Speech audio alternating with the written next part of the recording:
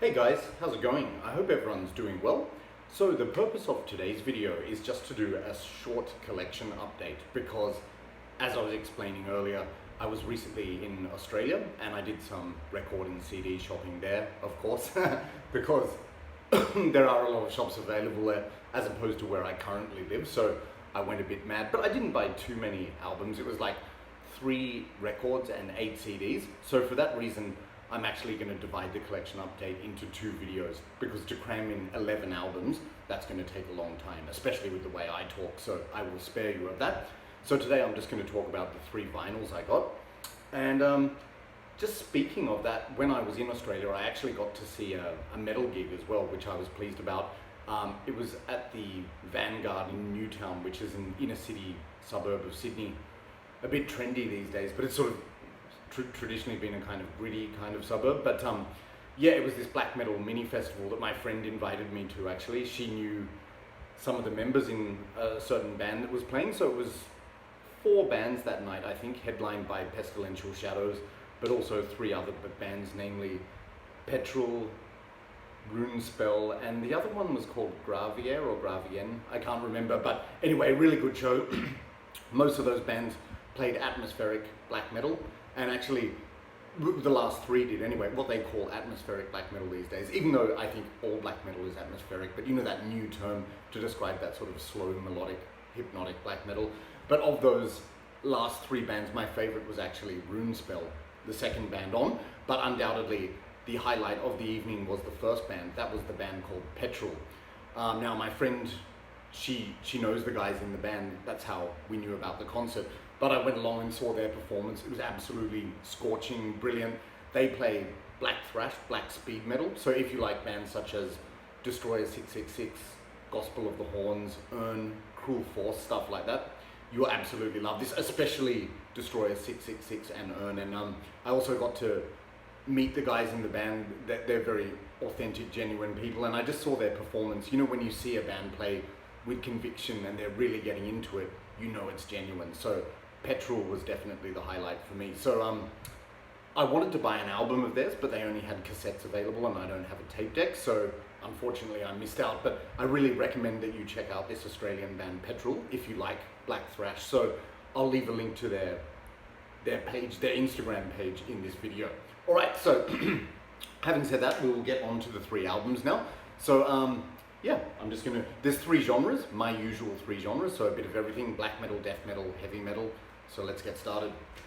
Alright, so first of all, I picked up ABBATH with Outstrider, which was a surprise for me actually, because I was in no hurry to pick up this album, generally speaking, no offense.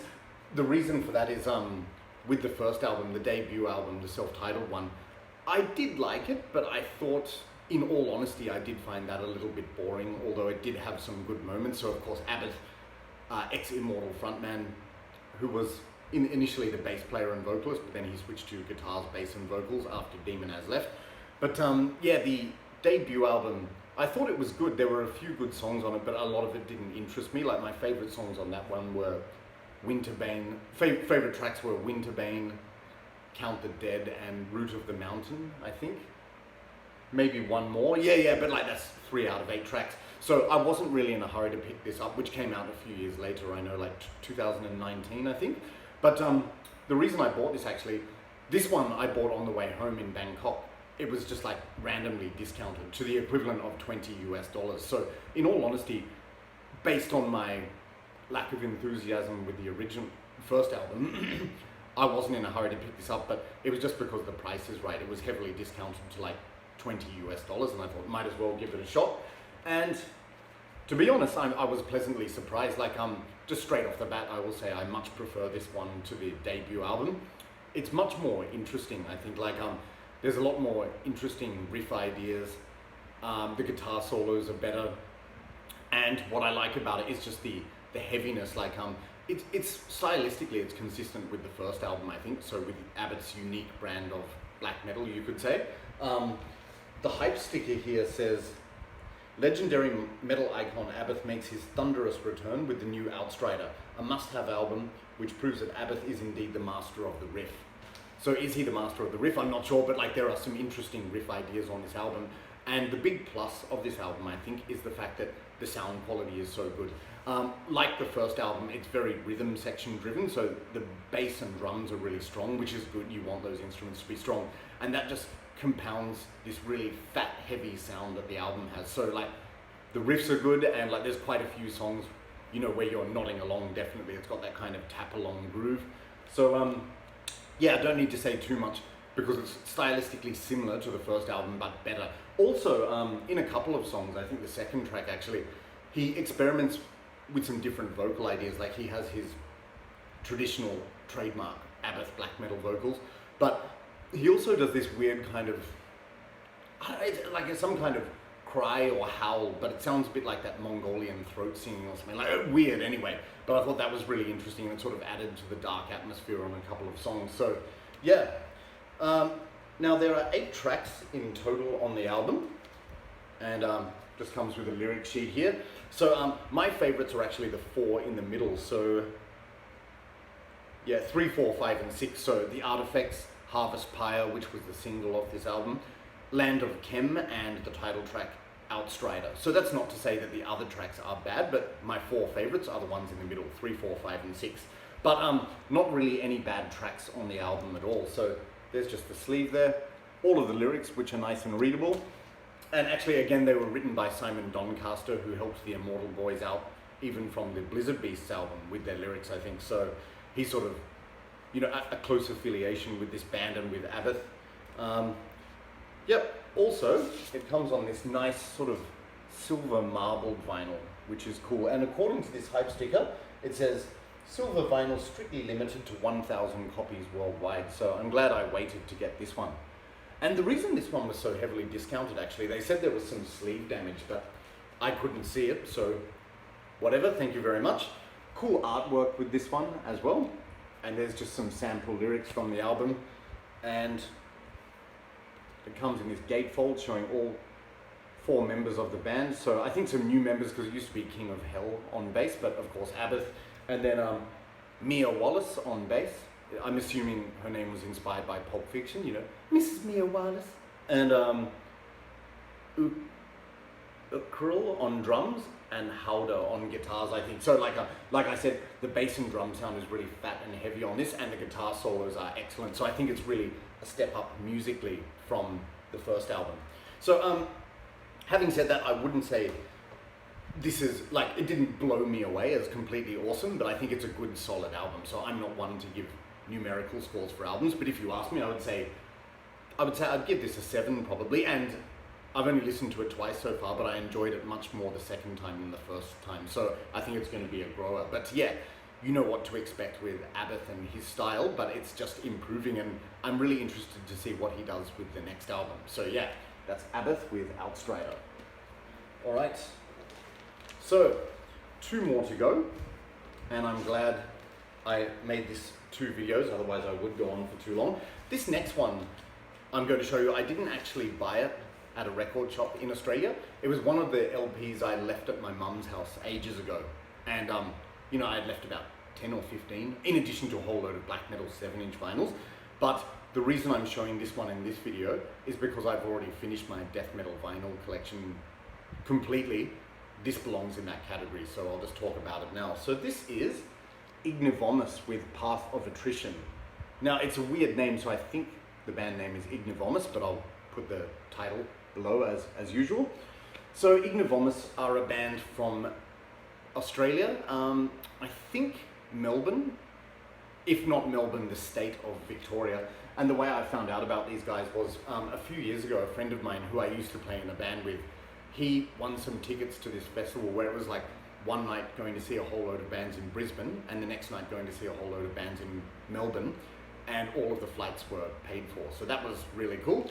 And in Melbourne we saw this band IGNIVOMOUS. So how would I describe their style of music? It's death metal, but very much that dark death metal. So if you like bands such as Incantation and Immolation, it's that kind of thing. So initially, I'll be honest with you, that style of death metal didn't grab me too much back in the day, because I thought it was a bit, how would I describe it? A bit boring or slow moving. But it took me a while. It took a while for it to actually grow on me, and now I find it's really sort of dark and sinister, especially with the low-pitched vocals and the sort of sludgy, slow, heavy riffs. So that's what's cool, you get exactly that on this album. But what is interesting about IGNIVOMOUS is, while they do have some doomy moments, like Incantation and Immolation, it's a lot more belligerent and aggressive, I think. So like when they blast, it's with a lot more speed and intensity, and it's a bit more aggressive. Like, you know, Incantation and Immolation, they sound a bit languid and slow a lot of the time, but this gets a bit faster in the blast beat section. So yeah, that's all I'll say. Like, to be honest, for me, there's really no standout tracks, because with this kind of music, it's sort of one-dimensional anyway, but it's that overall feeling and atmosphere, which is good.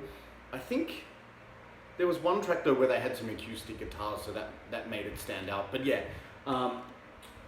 if you like that slow, sludgy, doomy death metal like Incantation and Immolation, definitely check them out. And maybe no coincidence that their name starts with an I as well, so consistent with that. So here's the inner sheet, so showing all band members, band logo, which is cool, and lyrics here.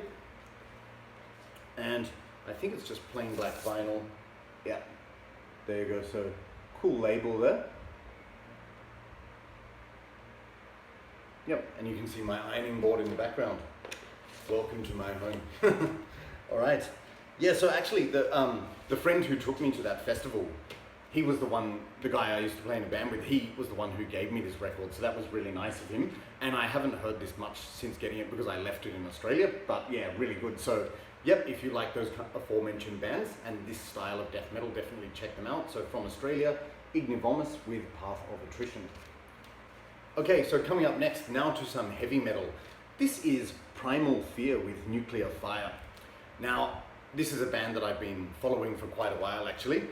German heavy metal band, sort of inspired by Judas Priest quite heavily. In fact, the very first time I heard a song by this band, the first song I heard was Running in the Dust on a Nuclear Blast live compilation, and I actually thought it was a Judas Priest cover, but no, it's just this band replicates Judas Priest's style a lot, but I wouldn't say it's a total carbon copy. Like, it's also infused with a kind of German heavy metal, power metal vibe. So imagine that crossed with Judas Priest. The production is excellent, like really clear, solid and heavy. So it's sort of like, in a way, it's like some of those modern Judas Priest albums as well in terms of the production. But yeah, Judas Priest-esque, aggressive, fast, speed heavy metal, fused with a little bit of German power metal aesthetic, if that makes sense. But yeah, the funny thing is with this album, I changed my mind at the 11th hour. I was actually going to pick up, this was at a record shop in Tasmania, they had Burzum's Vis Lucet Tar Os on vinyl, and I was about to buy it. Of course, I own it already on CD, but at the 11th hour, I changed my mind because I thought, yeah, that's only 4 tracks, that album, and then the last one, Tom Het, is like a slow instrumental. So I thought, this one, with just this no-frills blasting heavy metal, it's going to be more fun on the big system, and I think I made the right decision. So yeah, first heard this band on as I said, on the Nuclear Blast compilation, but then I bought a Greatest Hits album. So this one, there were a few other Primal Fear records in the shop, but this was the one that I knew the most songs of, so I picked those. Yep, so first of all, really nice cover art, very iconic with the eagle, and I think that's a running theme with a lot of their artworks actually. And having a look at the tracks, so it opens up with Angel in Black, just a fast blasting heavy metal anthem, and a few songs I didn't know on this actually, but all of them are good. I think Now or Never was another one I liked, a really good bass line intro to that song. Actually, my favorite song on the album was a new one that I had never heard before, which is Eye of an Eagle. Just so like, again, it's got some pummeling, pounding bass, because you hear the bass really prominently produced with Primal Fear, and just so much groove in this bang your head catchy riff. Great sing-along chorus, so Eye of an Eagle is great. And of course, Nuclear Fire, the title track, is just classic heavy metal. Rob Halford fans will love that song, and Ralph Sheepers is very much, the vocalist is very much inspired by Rob Halford. Also one of my favorite Primal Fear tracks on this, which is Iron Fist in a Velvet Glove. Actually, that's only a bonus track, amazingly, but it's one of my favorites. Like, it's got some atmospheric, clean guitars, some melancholic, clean vocals in the beginning, and just great anthemic chorus, so I really like that song. And then It's also got Living for Metal, and yeah, Fire on the Horizon's good. And I think there were 2 bonus tracks, Out in the Fields and Breaker. One of them I didn't like so much, but the other one's really good. But overall, no bad tracks on this album. So if you're a fan of classic heavy metal, definitely check it out. Now, this comes with a lot of goodies. So just show you them one by one. So first of all, the lyric sheet here showing all the band members. The good thing about this band is, like with a lot of traditional heavy metal, you can actually understand what the singer's saying, so you don't need to refer to the lyric sheet so much. Yep, and then once again, it's a gatefold, so showing all members of the band here, the eagle and the explosion. And what's this say? Metal Commandos Germany. Yeah, Primal Fear. Okay, and what's really cool about this one, well, first of all, what's not so cool is it comes on double vinyl. I'm not a big fan of double vinyl because it's just annoying to have to change the record, you know, twice the amount of times when you're playing it. But anyway, first world problem, isn't it? But the really cool thing about this is it comes on this nice marbled, kind of clear splatter orange vinyl. So you see there's the marble effect, but there's also some clear parts and swirls of black, and cool labels as well. And I won't show you the other one because it's roughly the same, I think. Or, let me see.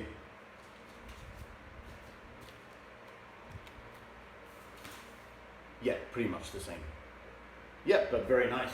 So yeah, like I said, I decided between this one and the Burzum one, and I got this one at the last minute, but it is a lot of fun to play on the big system. Yeah, so as I said, if you've never heard of this band, definitely give them a chance. I know some people might be a bit skeptical because they're a more modern band. This band was part of the resurgence of heavy metal in the late 90s, you know, when bands like Hammerfall and this band were bringing back traditional heavy metal after it was unfashionable in the 90s. And, you know, some people were getting sick of black and death metal, so this music made a comeback at that time. However, I'll be first to admit, at that time I didn't bother checking it out because I thought, oh, old new bands playing an old style, it sounds a bit cheesy. But then shock horror, many years later, I actually gave those bands a chance, like Hammerfall, Primal Fear, and I went, oh, it's actually, wait for it, good. So yes, definitely good. So if you love Judas Priest, that kind of thing, I would definitely recommend checking this out. And especially if you also like speed metal and German power metal, you're on a winner with this. So very much Judas Priest inspired. The production is excellent. It's heavy, you can hear all elements of the music. So just you're on a winner if you're a fan of heavy metal. So that's Primal Fear with Nuclear Fire. All right, guys, so I'm going to cut it off there for today. There are the 3 record albums which I bought in Australia, and in the next video I'm going to cover the 8 CDs which I bought. So obviously if I put them all together, the video would be way too long. So yes, that's coming soon. On that note, it's probably irrelevant now. I'm having some technical problems with my computer and the stupid Apple product, so I'm not sure how long it will be before this one is released. And then I'm also going to be busy in the next few weeks, but hopefully I will keep the videos coming. Just a reminder, if this gets published before October the 31st, there's still time for my contest. Entries will close at the end of October 31st, so if you would like to submit an entry, please go ahead. And I'm really enjoying everybody's responses. So that's it, guys. Thanks again for watching. If you've made it this far, thanks for your continued support of the channel and all the new subscribers. And if you have any questions or comments, let me know in the comment section below. All right, so I'll leave it there and hopefully talk to you soon. Take care. Cheers.